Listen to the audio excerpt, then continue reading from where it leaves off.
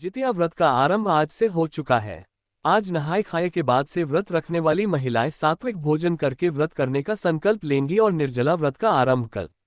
इस व्रत में महिलाएं भगवान जीमूतवाहन की पूजा करती हैं और उनसे अपनी संतान की दीर्घायु और सलामती के लिए प्रार्थना करती हैं।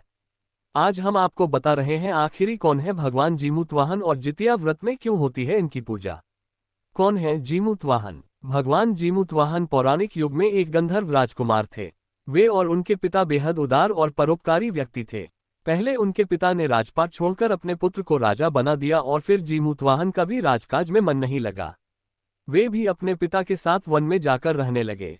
यहाँ आकर उनका विवाह मलयवती नामक कन्या से हुआ। जीमूतवाहन को एक दिन वन में एक वयोवृद्ध महिला रोती हुई अवस्था में मिली। उन्होंने उस महिला से रोने का कारण पूछा तो उन्होंने बताया कि गरुड़ पक्षी को नागों ने वचन दिया है कि वह पाताल लोक में न प्रवेश करे, इसके लिए वे रोज एक नाग उनके पास आहार के लिए भेज दिया करेंगे ताकि गरुड़ उस नाग को खाकर अपनी भूख शांत कर सकें। उस वृद्धा ने बताया कि आज गरुड़ के पास जाने की बारी उनके बेटे शंखचूड़ की है। उन्होंने महिला को आश्वासन दिया कि वह उनके बेटे को कुछ नहीं होने देंगे। जीमूतवाहन पक्षीराज गरुड़ के पास स्वयं गए। चूंकि जीमूतवाहन लाल कपड़े में लिपट कर वहां गए थे, इसलिए गरुड़ पक्षी उनको पहचान नहीं पाए और उन्हें नाग समझकर अपने पंजे में दबाकर उड़ गए। जब एक पहाड़ के शिखर पर रुके और जीमूतवाहन से पंजे से निकालकर खाने चले तो देखा कि जीमूतवाहन तो एक मनुष्य है और दर्द से बुरी तरह से कराह रहे थे। उन्हें जीमूतवाहन पर दया आ गई और उन्होंने उसे मुक्त कर दिया।